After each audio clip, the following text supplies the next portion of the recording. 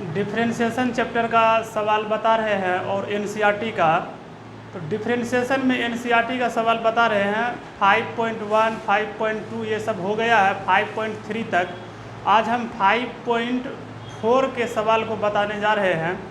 तो एनसीईआरटी के 5.4 के सवाल को देखिए किस प्रकार से बनेगा, और इस सवाल को बनाने में भी हम चेन रूल का ही प्रयोग करेंगे। और चेन रूल से कोई भी सवाल अगर आपको आता है बनाने के लिए, तो आप उस सवाल को बहुत ही आसानी से बना सकते हैं, बहुत ही इजी वे से बना सकते हैं।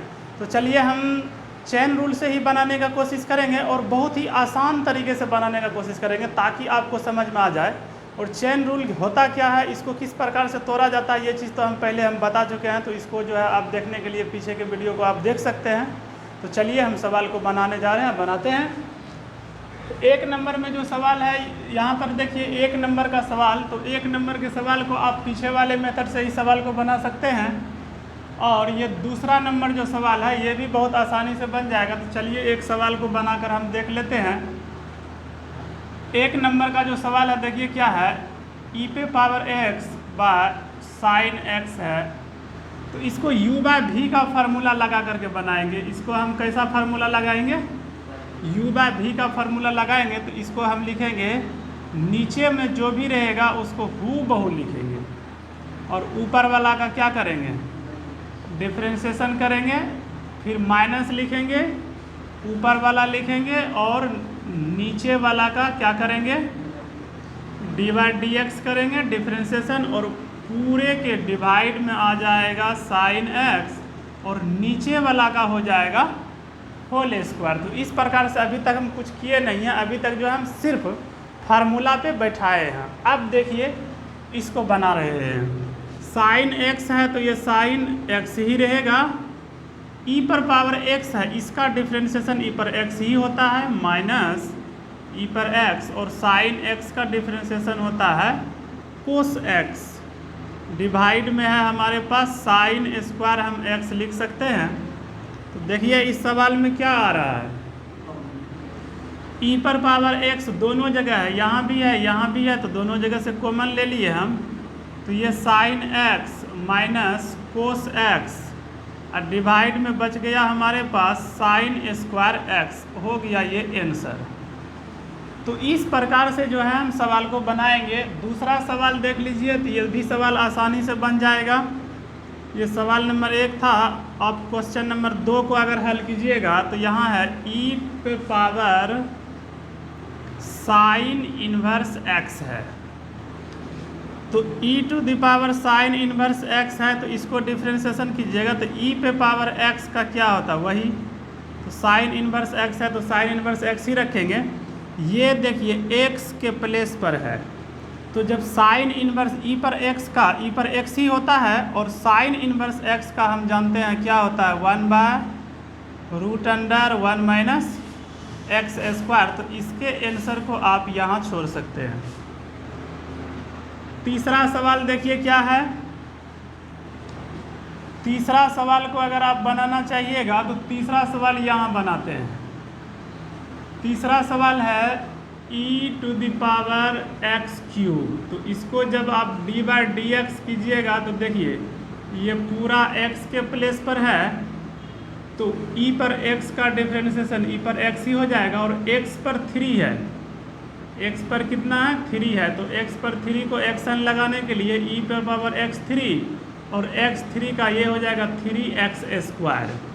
तो ये 3x square e to the power x पर 3, तो ये हो जाएगा आपका आंसर। तो इस प्रकार से जो सवाल इसमें आप देख रहे हैं, इस सवाल को बना सकते हैं, और बहुत ही आसानी से ये सवाल बन जाएगा। और ये एक्सरसाइज जो है बहुत ही इजी एक्सरसाइज है। अगर आप समझ कर बनाते हैं तो ये सवाल बनाना कोई ज़्यादा मुश्किल काम नहीं है, आसानी से बनेगा। लेकिन चेन रूल पर आप अगर बैठाते हैं सवाल को, तो आपको यह देखना होगा कि x के प्लेस पर क्या चीज़ है। x के प्लेस पर x के अलावा कुछ और रहेगा, तो उसको बार बार उसी टर्म में उसको तोड़ते जाना है, और वो सवाल आपका बन जाएगा।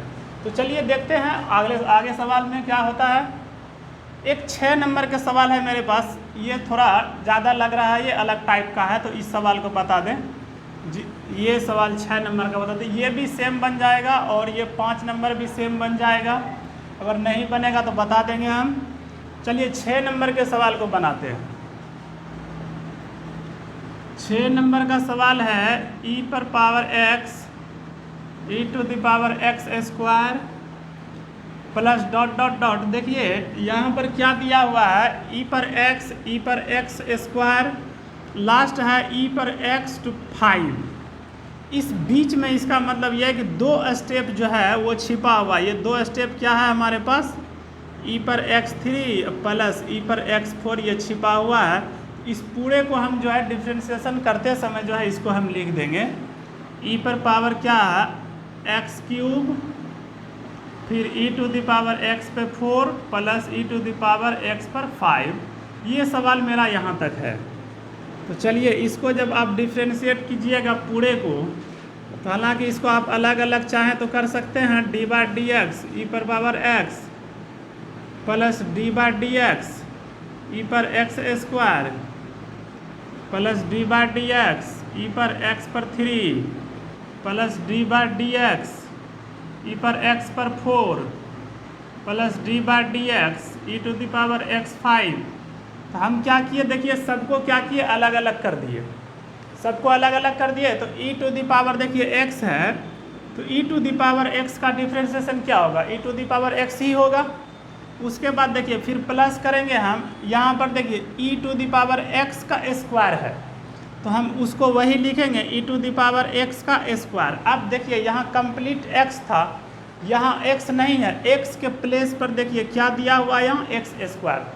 तो x स्क्वायर को जब आप फिर डिफ्रेंशिएट कीजिएगा तो उसका फॉर्म अलग हो जाएगा। तो फिर x स्क्वायर को डिफ्रेंशिएट करना होगा x स्क्वायर। फिर देखिए यहाँ e to the power x पे 3 है, तो e to the power x पर 3 रहेगा, लेकिन एक बार आपको डिफ्रेंशिएशन करना पड़ेगा x3 का। फिर प्लस दीजिए e टू द पावर क्या है x पर पावर 4 है। उसके बाद फिर से आपको डिफ्रेंशिएट करना पड़ेगा e पर पावर कितना का, सॉरी यहाँ x4 का करना पड़ेगा। फिर प्लस यहाँ देखिए e पर x5 है तो वही रहेगा, और आपको डिफ्रेंशिएशन करना पड़ेगा x5 का। हालांकि ये चीज़ लिखेंगे, नहीं भी लिखेंगे तो कोई दिक्कत नहीं। अगर आप जानते हैं तो इसको जो है e to the power x square तो है ही, आप x स्क्वायर का सीधा डिफ्रेंशिएशन 2x लिख सकते थे, कोई दिक्कत नहीं है। लेकिन आपको समझ में ज़्यादा आए इसलिए जो है हम इस स्टेप को एक बार और बढ़ा दिए ताकि आप इसको आसानी से समझ पाएँ। तो चलिए देखते हैं, यहाँ x e पर x है तो रहेगा x स्क्वायर का डिफ्रेंशिएशन 2x होगा, और e to the power x square है। फिर प्लस देखिए x पे पावर 3 है तो यहाँ हो जाएगा 3x square e to the power x³ पहले से है। फिर यहाँ देखिए 4x पे 3 होगा, और e to the power x पर पावर क्या हो जाएगा 4। फिर प्लस x5 का होगा 5x पे पावर 4 और e to the power x पर पावर 5। तो इस तरह से आप आंसर जो है लिख सकते हैं। ये है आपका डिफ्रेंशिएशन। तो चलिए इसी प्रकार से जो है और भी जो बाकी का सवाल है उस सवाल को भी हम बनाएंगे।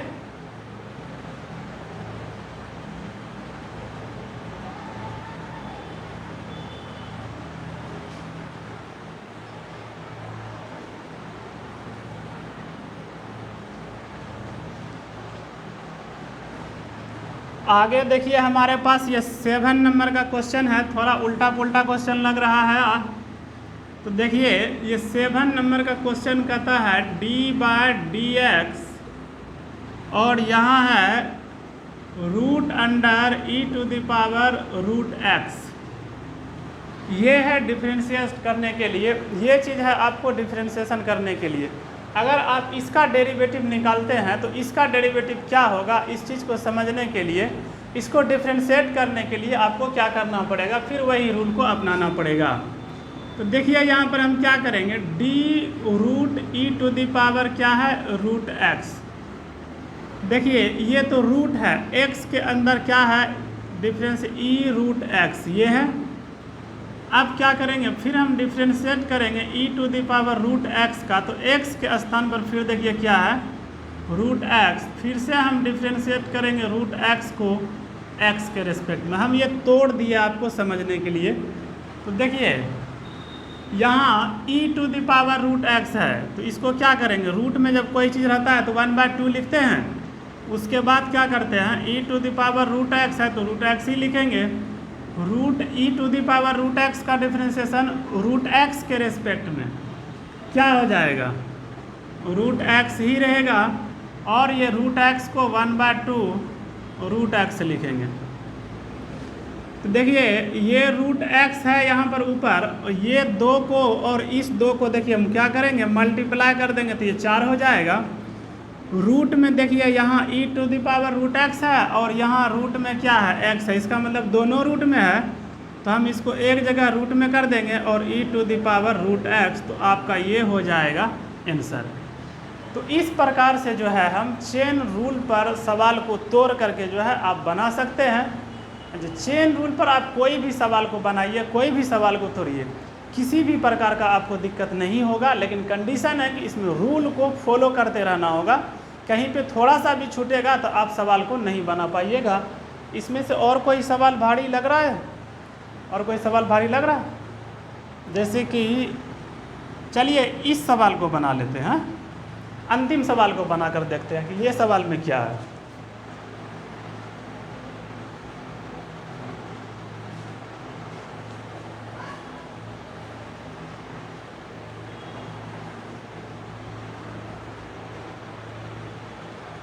अंतिम सवाल को बनाकर देखते हैं। अंतिम सवाल क्या है,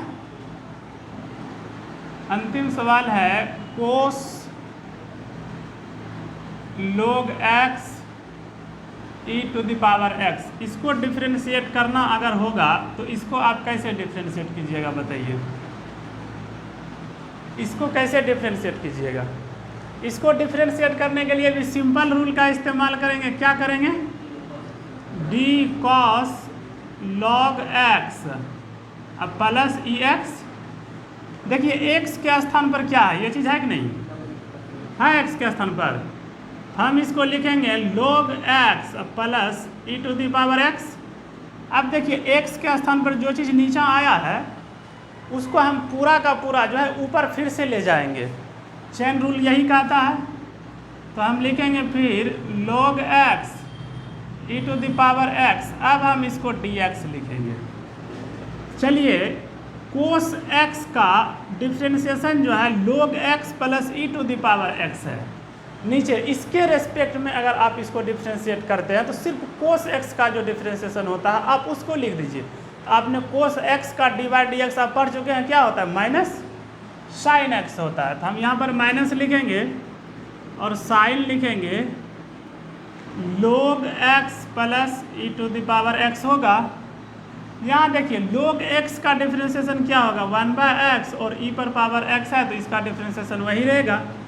कंडीशन है कि ये माइनस यहाँ पर लगा हुआ है, तो आप इसके आंसर को जो है आप इस जगह पर छोड़ सकते हैं।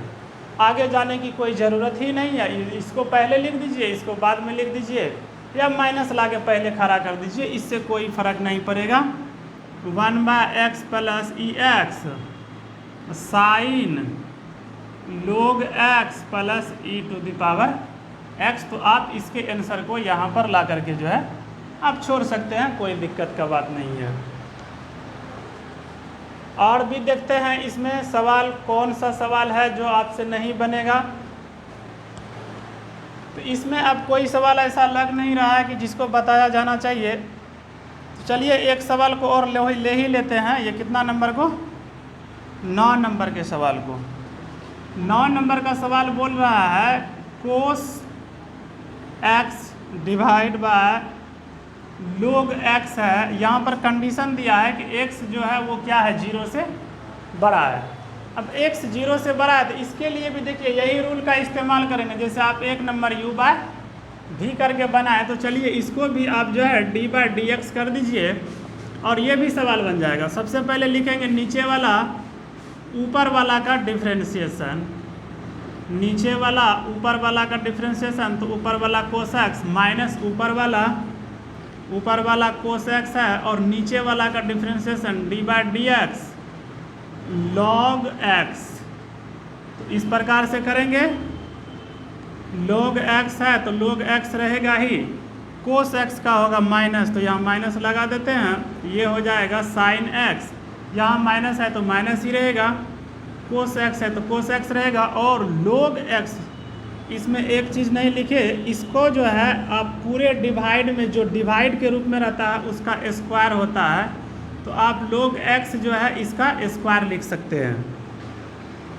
तो अब ये देखिए log x है और cos x का माइनस, तो माइनस लगा दिए, cos x का sin x, माइनस यहाँ देखिए cos x है तो cos x रहेगा, और log x का डिफ्रेंशिएशन क्या लिखेंगे 1/x, डिवाइड में देखिए क्या है log x का होल स्क्वायर।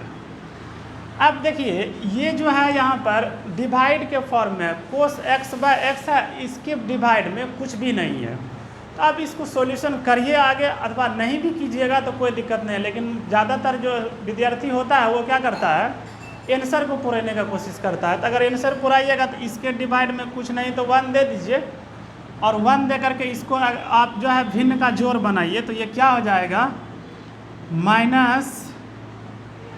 -x